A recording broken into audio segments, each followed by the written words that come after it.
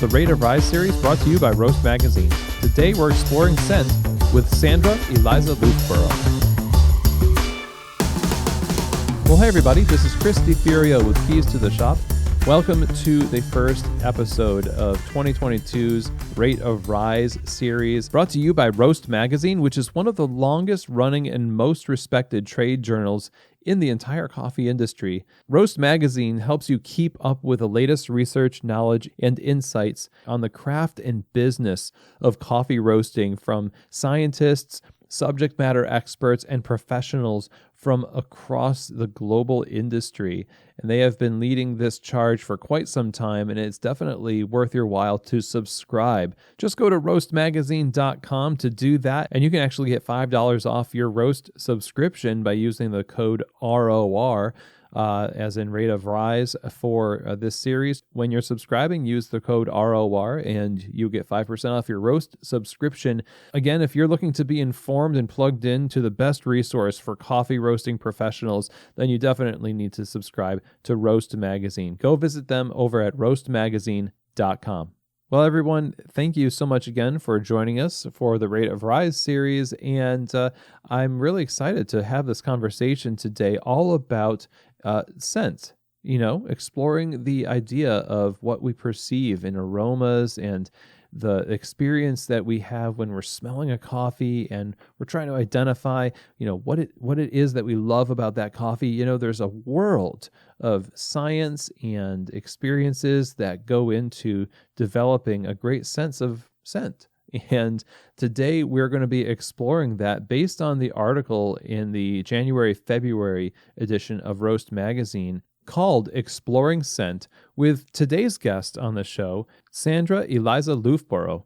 Sandra is the Director of Coffee Content for The Crown in Oakland, California, a certified Q grader and assistant instructor, and a Q Processing Generalist. She brings with her a depth of experience as a roaster, a green buyer, and barista. And Sandra is also the co-host of the bilingual podcast Cafetera Intelectual, and is also chair of the Good Food Awards Coffee Committee. In today's conversation with Sandra, we get to unpack a lot of the things that are talked about in this article, and also really explore practical application for pursuing the refinement of our sense of smell and perception of aromas as it applies to our, personal, professional development in our businesses, and how we relate to consumers, the things that we do to calibrate and prepare ourselves as professionals to do a good job with coffee, and further develop our skills in providing an awesome sensory experience for our customers, and ultimately for ourselves as well. There's a lot riding on our ability to perceive scent well in coffee, from determining price to determining preference and the world in between. And we get to talk about all of that with Sandra today, and she brings in a ton of great insights that I think you're going to be able to apply immediately to your coffee roastery. So let's get right to it. Here now is our conversation about exploring scent with Sandra Elisa Loofbourow. Well, Sandra, welcome to Keys to the Shop. I'm so excited to talk about this topic with you. How are you today? I'm doing really well. Thanks for having me, Chris.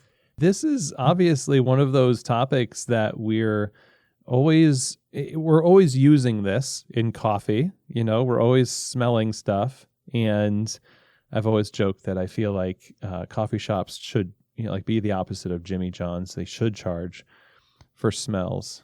And there's so much involved in the enjoyment of coffee and how we perceive it. And the Roast Magazine article on this was fascinating because it touched on so many personal and professional aspects of science, of scent, and how we perceive it. And so I think a great place to start out would just kind of be to talk about how your own career has taken shape and how you have been able to kind of focus on the more niche aspects of, sensory science and what you do today at the Crown. Well, let's see. I started in coffee in 2008 as a barista, and I went on to be, lead barista. I eventually became a roaster, a green buyer. And that was around the time that I pursued and got my Q certification. So I am a Q cupper, and I'm now very close to being a Q instructor as well, which is very exciting. When I moved over to the Crown, I was the tasting room director for about 4 years. And so that meant that I was managing front of house and the baristas. And at the tasting room, we're very particular about serving excellent coffee whenever we can. And that means not just the quality of the green coffee and the roast, which, since we're an importing company, we're very lucky to have access to phenomenal coffees to serve, but it also meant focusing a lot on extraction and service. And the Crown is a really fun place to work, in part because we get to deal with so many phenomenal coffees, and we do a lot of analysis on each of the coffees that pass through our Crown Jewel program. So we're cupping, doing green analysis, roast analysis, and brew analysis on each of those coffees. And so, like a lot of professionals, this honing of like sensory skills happened over time. And over time, you learn more and more tools to kind of improve your own palate, and also to expand the vocabulary that you have to describe what you're tasting, and hopefully why you like it. It's experiential, like anecdotal, and it's also then met with this world, like as a barista who enters into like higher echelons of professionalism, your intuition and your opinions on coffee that you've developed through all these experiences are now met with this professionalized language. I'm curious about how those things, at least for you, and maybe a little bit more on maybe how you've seen other people react to that,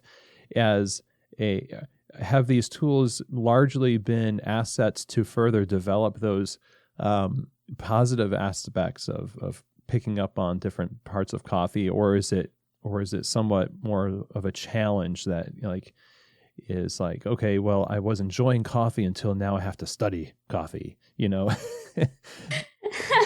No, I mean, I think this industry is very unique in that most of the people in this industry are in it because they have a lot of passion. I've been interviewing a lot of folks in the coffee scene in Latin America recently, and everyone says, it's like a known trope that people get into coffee because they become obsessed with it. And that's true here in the US too. Coffee really has a way of just sort of sinking its hooks into you and pulling you in. And so usually if you're in this industry, it's because you're passionate about it. And usually part of that passion stems from a love of sensory science, whatever that means for the particular coffee professional in question. But what's even more interesting about scent perception and aromas is that it is sort of an underdeveloped skill in like human culture. It's something that we kind of take for granted. It's something that we're never really taught to explore in like daily life. And so when you start thinking about all of the sensory input coming in through our sense of smell, it can be really fascinating. It's a fun new adventure. And it helps not just in our professional lives, but also in our daily lives, because it means that you can enjoy what you're eating, what you're drinking, whatever. You can enjoy the smells of the outside or the inside. It brings a lot more richness into your life, whether it's in the professional setting or in the personal one. It's a little bit like learning music theory in a sense. Like if you really want to have fun playing an instrument, imagine knowing more about what you can do on the fretboard or the keyboard or whatever it is pretty paramount to having some place to go when inspiration hits. That's exactly right. And in the case of the sense of smell, it's really fun to learn about how it works, because it's pretty crazy how it works. And it also underlines once again how critical a sense of smell is to our survival, which may be part of why we kind of take it for granted. It's just something so essential to our livelihood that we don't need to pay attention to it. But once you start digging into the mechanics of how and why we care about scent and scent perception, it's pretty fun. Now, when we are having fun and exploring sensory science as professionals, like we're doing so a lot of times because we're pursuing a more consistent product. Like we are in a professional position, and whether we want to assess a coffee as a barista that allows us to extract it more predictably, or make a recommendation to a customer accurately, and or we're a green buyer and we're just trying to discover the potential of a coffee as it fits on our coffee menu.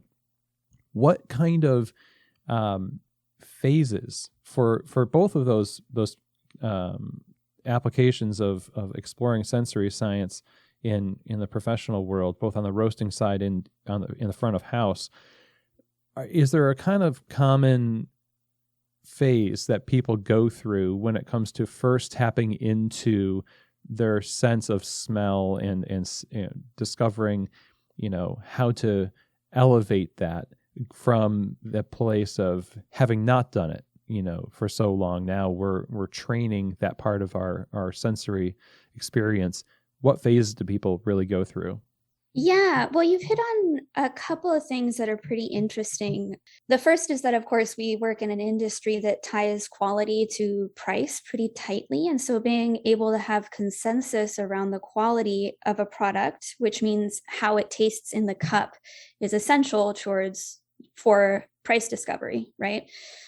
And when we're talking about aromas are critical towards understanding flavor. So taste is extremely limited, actually. It's limited to just those 5 sense, like taste attributes. So sweet, sour, salty, umami, and bitter.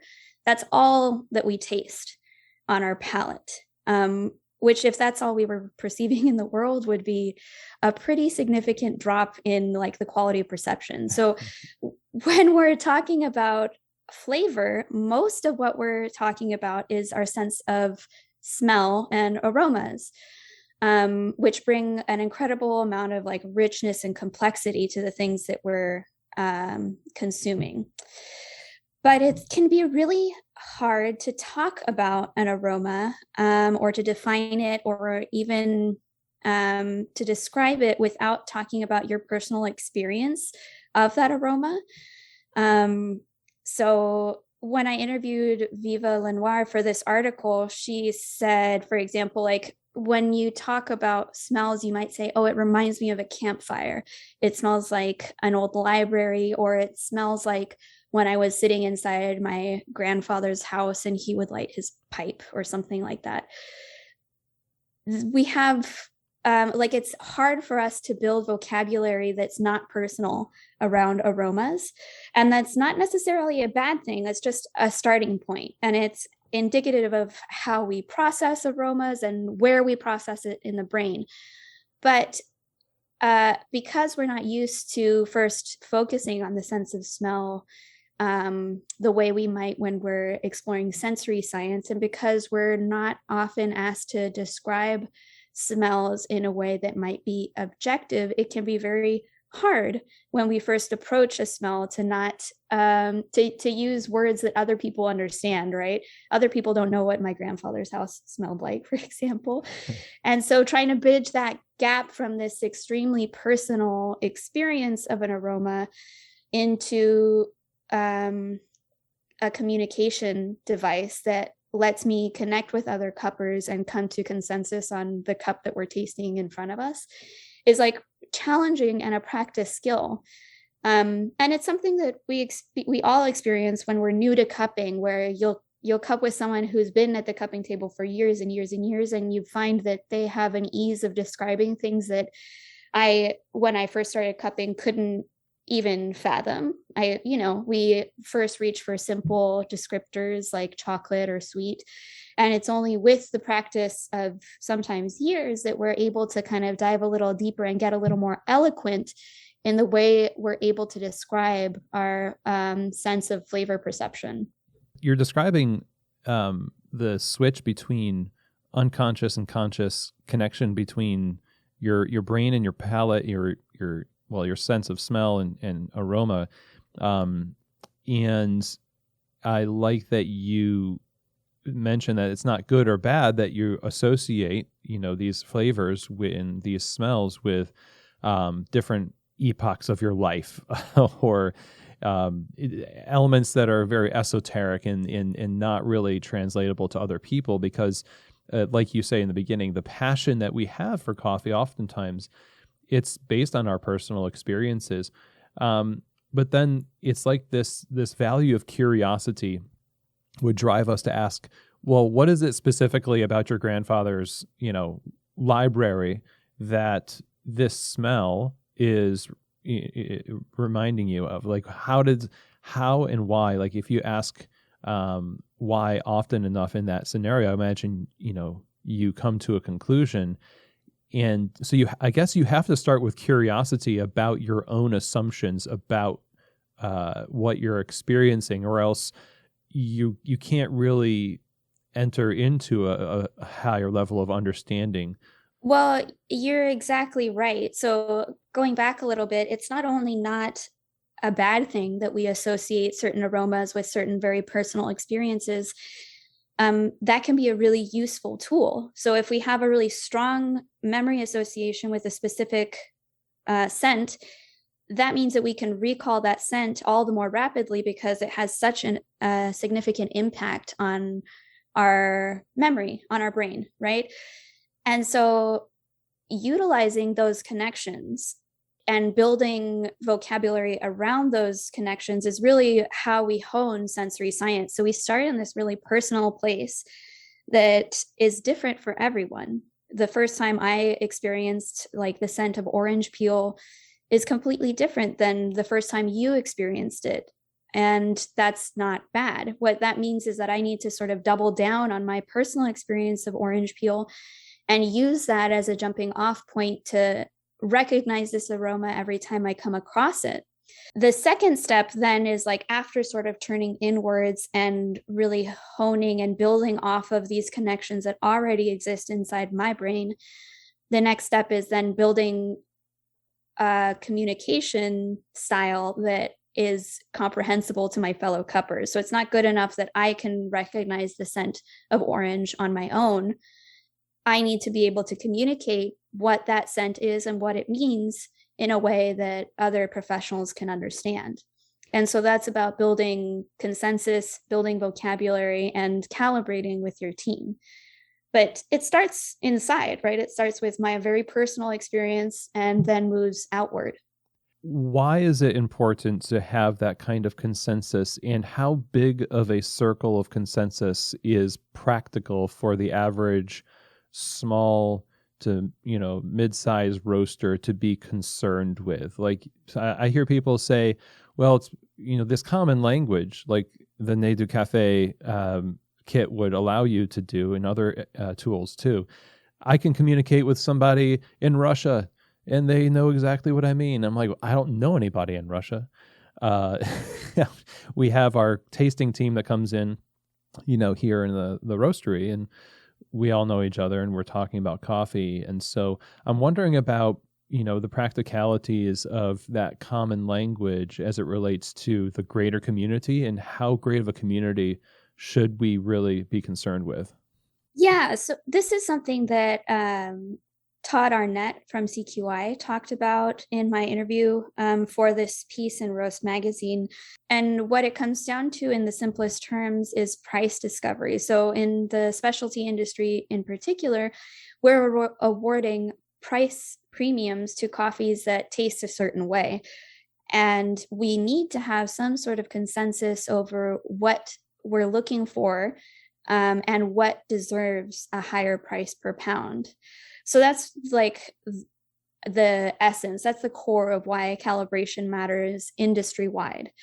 If you're talking about like production cupping or calibration or calibrating with your customers, your circle only needs to be as wide as you need it to be. But it's also important to remember, as Trish actually said in the article, we're actually calibrating constantly. Like, we're calibrating when we talk with our partners about what we liked eating at dinner. We're talking about calibrating when we discuss a cup of coffee we really enjoyed or a new bottle of wine that we found. Anytime that we're talking with people, not necessarily colleagues, about something that we consumed and enjoyed, that's calibration, right? We're building communication and vocabulary around something that we perceived through our palates, right? So calibration doesn't need to be this formal, sterile thing that only happens at the cupping table. It's something that's happening constantly. And yet, if we're talking about assigning price premiums to products that taste a certain way, we still need some industry calibration. We need to be able to agree this has citrus acidity, and therefore I'm willing to pay more money per pound for this product. One of the reasons that's really hard to do is that our sense of perception is so personal. So although we're calibrating all the time with everyone, there are blind spots, and it can be hard to realize sometimes that our perceptions are so different, even though we're perceiving the same thing. And that's one of the reasons the Linné de Café kit and kits like it are so valuable, is now you have this objective reference. So I smell a vial and I have an intense personal reaction to it. Even though we're having this intensely personal reaction, we have this objective reference in front of us, and we can both realize that we are smelling the same thing, even though our perceptions are very different. That can be a really useful tool in an industry where, as I already said, the way the product tastes has direct correlations to how much money a producer can get for it. No, that's a really good point. I mean, the subconscious calibration idea is really interesting too, because we come to the calibration table with the idea that we are going to calibrate. Like, this is a conscious decision that we're here to discover objective standards. And oftentimes maybe because we don't have as much training in objective standards, we rely on subjective standards as a way of soothing the awkward tension of not knowing what else to say. So I'm just going to default to something really narrow and personal. If you tap into the training in the off season, with entering into your daily life with a knowledge that you are always calibrating, and being a little bit more mindful in the process, like, you might be a little bit more objective by the time you reach the calibration table. So you're not just like switching from not thinking about it to completely switched on thinking about it and being frustrated that it's not as smooth as you would hope. Yeah, it's also just going to take time. Like, already I mentioned that this isn't a sense that we're taught to focus on very often, and it really is a practice, and it can be very tiring to go from having these internal connections around scents and aromas to having to communicate about them in a way that other people can understand, and then also to expand your vocabulary of aromas and learn new ways to describe each of them. So I really caution people to be patient with themselves and to realize that this is actually very tiring work. If you're sitting down to practice aroma perception or scent identification, cut yourself some slack and just do a few vials at a time if you're using the Linné kit, or just 15 minutes of work if you're doing whatever practice you're doing, because this is sort of an area of the brain that we're not used to utilizing, and which does get tired very easily as a result. That's a wise piece of advice. You could burn yourself out pretty easily, I bet, trying to just do all the things. And absolutely, you mentioned how, at the cupping table, your group, your circle of people that you're trying to communicate with in an objective way only needs to be as big as it is. And I think about the reason why we're doing this is that we want to sell a coffee to a customer that the customer will enjoy it. When I come to the cupping table, I'm looking at sort of filling out a coffee menu that my company is putting out there to customers and saying, this is us, this is our brand. And there's different kinds of flavor profiles that make up who I am as a brand, as a roaster, some more intense than others. And I wonder, do we develop that sense of what we're looking for on the cupping table first, and then calibrate around that? Or do we come just as a blank slate and say, we're just going to focus on tasting what's there and then determine what we like? This is a pretty complicated question. So for one, it sounds like if I have a brand and I already have ideas around what flavors and coffees I want associated with my brand, then I've clearly already put some effort into thinking about what experiences I want my customers to have in a sensory sense when they enjoy my product. So you're already sort of a step ahead of just like the average consumer, I would say. There's clearly already been some thought put into it. I would also say that if you're coming to the cupping table looking to buy specific coffees, then yeah, you should have a pretty clear idea of what you're looking for, what spaces you're trying to fill on your menu.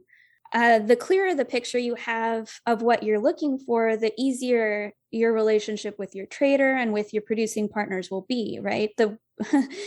It's no fun to work with someone who isn't clear on what they want and just wants to try everything and doesn't buy anything. So being really clear about what you're looking for is useful, and having spent time honing your sensory skills in preparation for that can be really helpful.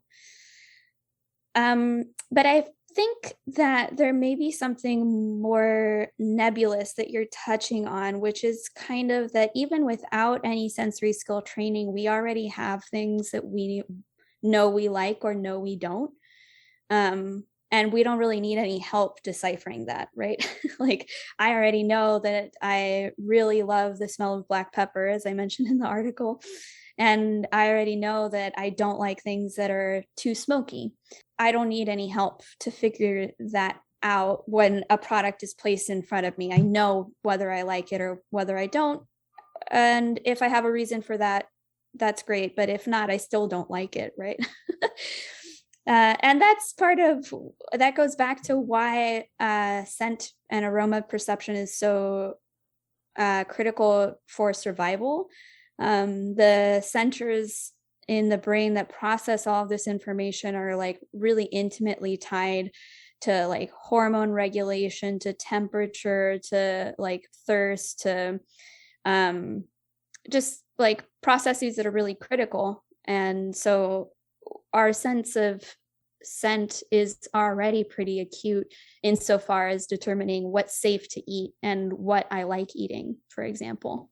In that sense of survival, would cause us to have dramatic reactions that under circumstances where we're not sort of professionalizing what we're doing, we make rash decisions. And maybe, you don't like the smell of something so strongly that as a buyer, you're just like, screw that. I'm not gonna buy that coffee, even though there are tons of people that really enjoy that coffee, but you're letting a personal preference get in the way of a practical decision that needs to be made. Right. So then we come back to calibration, really, and why having a larger panel is better than having a smaller one, basically. The idea of like defect blindness comes to mind. Like, some people really don't notice certain defects, even when they're incredibly sort of powerful to other cuppers. And so being able to identify those blind spots and work with a team that sort of helps you cover those blind spots can be critical. That's really interesting. I hadn't heard about that particular phenomenon. I feel like, as a consumer, I wish I had that with potato, but I don't. Well, so potato's a good example, because if someone has never experienced that, but they have experienced like a lot of delicious potato dishes, they might enjoy a potato defect in a coffee, right? I don't know. Seems kind of far-fetched, but no, I agree. Actually, I mean, in some form, it might be appetizing, but in To that point, though, I mean, we're playing to an audience that's beyond our personal preference, which kind of comes back to the idea of what we do as professionals versus just, lovers of coffee as individuals. We're almost subconsciously, or there's this agreement that we've made as professionals that we're serving something greater than our own preferences, and because of that, tools pop up to help us calibrate. So that we can achieve that. And oftentimes the consumer doesn't agree with the things that we put out there. And I wonder if it is always the case where, coffee bars have sometimes, or roasteries have sometimes gone so far down the path of their own preferences that they miss the consumer. And they kind of lose touch with what the consumer really wants because they're really consumed with what they love in a coffee. What's the appropriate approach to balance, even though you're calibrated, even though and you're in touch with what's the difference between personal preference and calibration, all that? How do we bridge the gap between just making decisions that are purely based on our own, just passionate about this coffee versus, kind of having a consumer mindset and really embracing that as truly something we care about? Well, I feel like I'm not going to give you the answer you want here. And while I hear that, yes, there are roasters who have maybe gone too far into their own niche, really what I keep coming back to is that if I like something, there's probably someone else out there who likes it too. And so there's something to be said for sort of doubling down on your niche and trusting that the market will find you. Somewhere out there, there's a market that wants your whatever coffee, your extremely light roasted or extremely dark roasted coffee or whatever. On the other hand, if you're going too niche, too specific to tastes that, yes, you enjoy and certain other people enjoy, you're probably missing a large swath of the bell curve of tasters, right? We each have our own personal perception of taste and smell, and we also have our own personal experiences over the course of a lifetime of taste and smell. But also, like, human experience tends to fall across a bell curve, which means that most people like certain things, and then very few people on the edges of that bell curve really like it, and very few people really hate it. So if you're looking to maximize your market, going for things that the common consumer enjoys is probably safest. But the market, especially in the US, is pretty saturated, and customers enjoy brands that have a personal story, and brands who do things with intention and with plenty of reason and forethought behind it. So if you want to roast coffee from a certain place, a certain way, and serve it to your customers a certain precise way, then I bet that customers who enjoy that will find you. It just might not be a very big market, swath of the market. I guess you have to be prepared for that and know that there's if you're going to double down on something that's niche, then you might cut off the kind of success that you might assume that you are going to have. But because you're just selling 100% anaerobic fermented coffees, and like, not everybody in your small town in Nebraska is going to buy it. You know what I mean? Exactly. And so exactly. I guess you have to know your audience, and that everybody's walking around. And this is where I'm fascinated by the sensory science, especially because everybody who is a consumer or a potential consumer of your coffee is walking around with a set of assumptions and experiences in their head that create what they like and what they don't like. And now, even a town, I hate to pick on Nebraska. Sorry for anybody in Nebraska. But if you're in a small town in Nebraska, you might not have the kind of saturated market and maybe quote unquote educated consumer base as a shop in Brooklyn, but you do have access to online sales and the preferences of people and taste perceptions of people that are in those coastal cities. And there's lots of examples Right. of roasters who are operating from those places, and they are distributing to, great success. I guess the question becomes then, when we're playing to our audience, do we play to, this is philosophical and it's not like hard science, so I apologize, but it's an interesting conundrum to me to think about. Do I try to win over my local population, or do I just build a successful business based on the perceptions of flavor perceptions and sense perceptions of people who don't even live here? Yeah, I mean, that is a philosophical question that small roasters in Nebraska face, I think. One important note is that we can't, scent perception only works in reference to previous experiences. So when we encounter a new scent, we have no frame of reference for it. And our brain often like scrambles to fit it in somewhere. But this can be like an opportunity if you're trying to win over new customers, come from the assumption that they may be tasting or experiencing something that they never have before and for which they don't have a frame of reference. And maybe helping create a frame of reference for them, saying, like, this isn't going to taste smoky, but it might remind you of like a Milky Way bar, or it might remind you of a passion fruit or something like that, sort of forging a little bit of connection between this completely new experience that they're having and some other positive experience they might have had before in their life might help create a market for your weird coffee. Yeah, I like that a lot, because you're putting in the thought ahead of time, to know that there's going to be a particular reaction.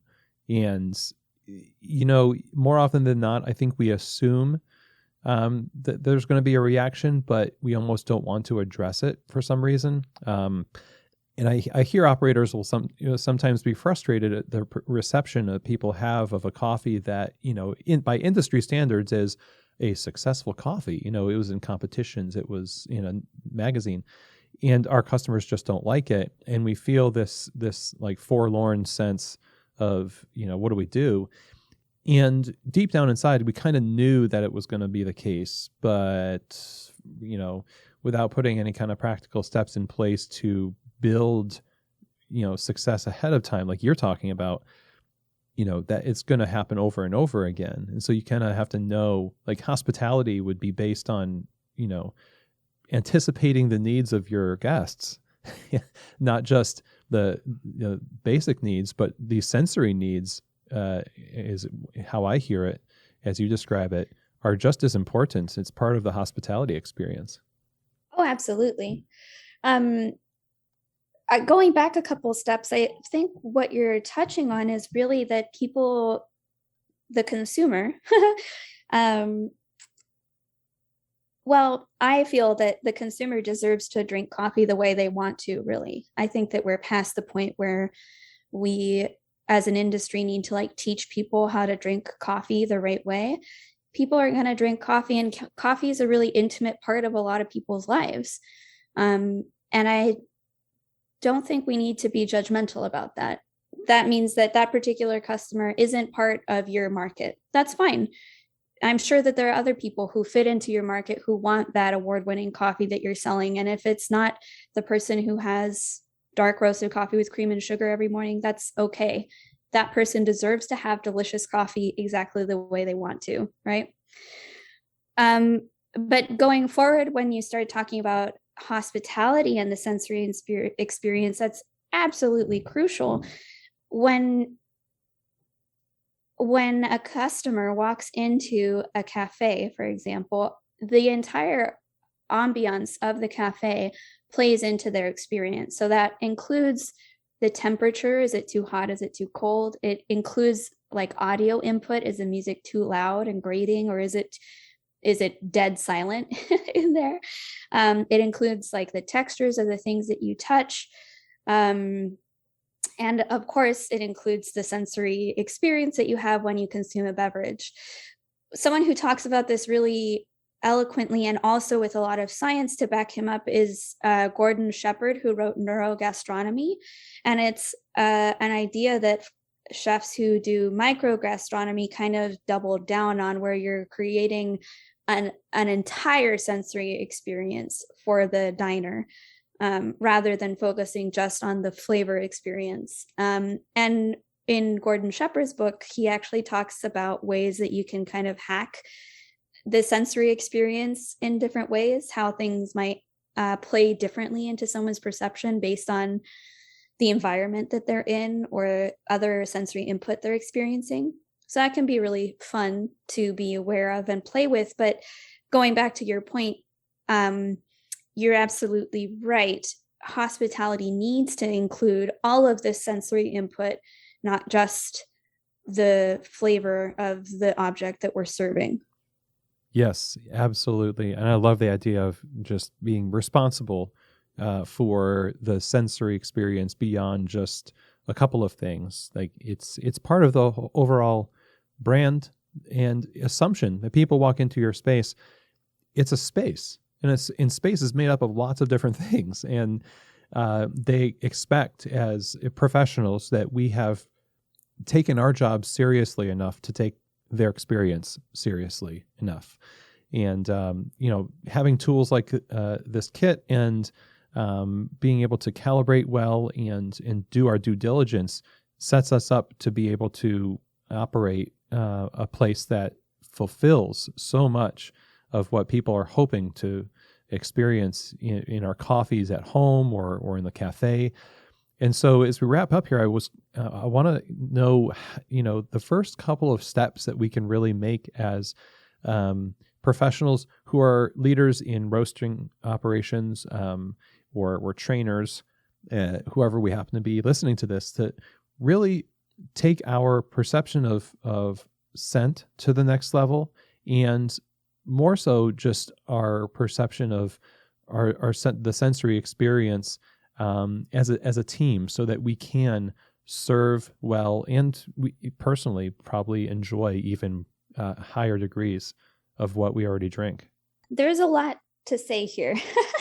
So first, in the interview I did with Viva on my podcast, I asked her the same question, and she ended by really saying, a little apologetically, that you don't really need the Linné kit to hone your sense of smell. She, for example, makes a point, even in quarantine in Paris, made a point of going outside every day and just sort of smelling the environment. And that's the first step, is just becoming aware of the scents and aromas that you're already receiving, because this isn't a scent that we can turn off, like closing our eyes or plugging our ears. This is a process that's happening constantly, almost as constantly as breathing. So just becoming more observant and aware of the sensory input you're already receiving on a day-to-day basis can be very helpful. Then, of course, the next step is sort of not only being observant, but trying to identify specific scents and aromas and trying to tie them to specific memories and name them is really the name of the game. If you're talking about calibrating with a group, as I said already, calibration actually happens all the time. It happens through communicating with your colleagues about what you're experiencing, and hopefully moving from that very personal place where we all start with our sensory perception, moving outwards to a place where we can communicate like lucidly and eloquently with our colleagues in a way that they understand, and building shared vocabulary around the things that we're both experiencing. Using the kits like Linné de Café and the Scent One kit can be, it's almost like a cheat code because instead of like working really hard to figure out why you both have such different reactions to the same product, you can have an objective reference and start with your personal reaction, but very quickly move forward to say, okay, well, regardless of how I reacted to this, we both know that it's butter because it's the vial that's marked butter. That can be really helpful, especially in group settings and for building communication. I will also say that CQI, of course, uses Linné kits for the Q program, but they also launched a new class called Intro to CQI Cupping. And it's a 3-day course that really focuses carefully on sensory perception and how we as cuppers can build vocabulary and easily identify different sensory input. And they do some really fun exercises with the Linné du Café kit that you don't get to experience in the Q Combo course or in QCE. So those exercises are really fun if you're interested. And yeah, really where it lands is that you can get as much equipment as you want. You can spend as much money as you want, but if you don't have access to those resources, that's okay, because this is something we're all doing all the time. And it just takes a little bit of attention to start realizing that we are taking in sensory input constantly, and that with a little attention, we can start to identify some of those scents that we're already inhaling in. Love it. Love it. It's all very helpful. In this whole conversation has been really helpful. I thank you for joining us, Sandra. Oh my gosh. Thank you so much for having me. This was a lot of fun. It was great. How can we stay in touch with you and what's going on at the Crown? Yeah, so I am now the director of coffee content at the Crown. So I've stepped away from day-to-day operations of the tasting room, but the tasting room remains open 7 days a week. We're in Uptown Oakland, and if you have any fun stories or research projects for me, you can always reach out at sandra@royalcoffee.com. Also, please check out my podcast, Cafetera Intelectual, which is a bilingual coffee podcast in both Spanish and English. Beautiful. Yes, definitely subscribe to that. And again, thank you so much, Sandra. This is wonderful. Thank you, Chris. Thanks for having me. Well, everyone, I hope that you enjoyed that episode. What a great conversation around this topic. And there's so much more to talk about, of course. I would encourage you to read this article for yourself and also explore the different resources that it references. So much talked about in our conversation. I especially enjoy the idea of, keeping in mind the end result of all of this is for the furtherance of our enjoyment of coffee, and that we're able to provide a consistently enjoyable experience for our customers. And to that end, we should pursue tools that will help us do just that, as well as just kind of continually be calibrating in a mindful way. As Sandra mentioned right at the end here, is one of the most accessible things that we can do to access the next level of perception of scent. So a huge thank you to Sandra for joining us on the show. As she mentioned, you can contact her at Royal Coffee at her email, sandra@royalcoffee.com. Also, don't forget to subscribe to the podcast, Cafetera Intelectual. And with that is the end of the Rate of Rise series number 1 for 2022. Thank you everybody so much for taking the time to tune in. I hope you got a lot out of that. And as always, I hope that this episode has truly given you keys to the shop.